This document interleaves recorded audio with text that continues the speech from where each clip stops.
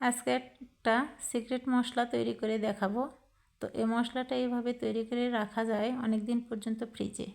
আর এই মশলা এইভাবে তৈরি করে যে কোনো তরকারি রান্না করলে দারুণ টেস্ট আসে, দারুণ স্বাদ হয়, ঘ্রাণটা একদম এত সুন্দর আসে।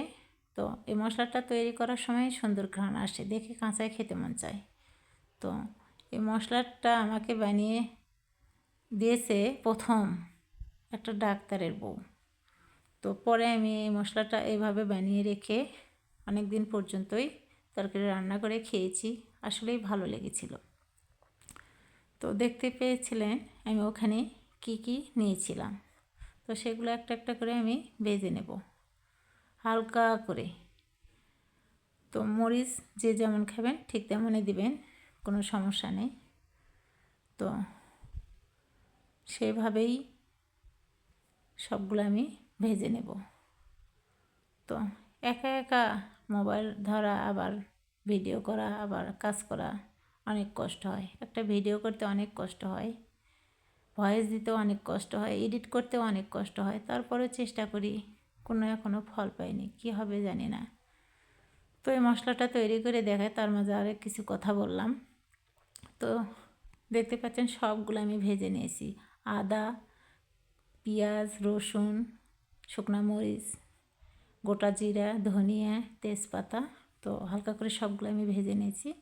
এইগুলো আমি ব্লেন্ডার জারে সুন্দর করে ব্লেন্ডার করে নেব। তো খুব সুন্দর একটা মশলা তৈরি হবে। তো আপনারা এইভাবে এই মশলাটা তৈরি করে তরকারি রান্না করে খেয়ে দেখবেন কেমন লাগে। আর এই মশলাটা তৈরি করার প্রসেসিংটা আমার কেমন হলো অবশ্যই কমেন্ট করে জানাবেন বোনটারে। তো দেখতে পাচ্ছেন মশলার কালারটা অনেক সুন্দর আসছে। তো আমি একটা ওয়ান টাইম বক্সে রেখে দিছি, দেখা যাক কতদিন চলে। এখন পেঁয়াজের দাম কম, পেঁয়াজ নিয়ে আসে পরিমাণ মতো সব কিছু এক জায়গায় করে এই মশলাটা বানিয়ে নিতে পারেন। তো এখানে দেখতে পাচ্ছেন এই মশলা দিয়ে কিন্তু আমি ইলিশ মাছ, বেগুন, আলু দিয়ে ঝোল করতেছি। ধনিয়ার পাতা নাই, তো ধনিয়ার পাতাটা একটু দিলে ভালো হতো। কাঁচামরিচ আমি সুন্দর করে ভেজে নিয়ে বেটে দিছি, অনেক সুন্দর হবে এই ঝোলটা আমার। সাথে দেব কুমড়া বড়ি। কুমড়া বড়ি আমি তেল দিয়ে ভেজে নিয়ে নিই, এমনিতেই একটা কড়াইয়ের মধ্যে আমি টেলে নিয়েছি হালকা করে।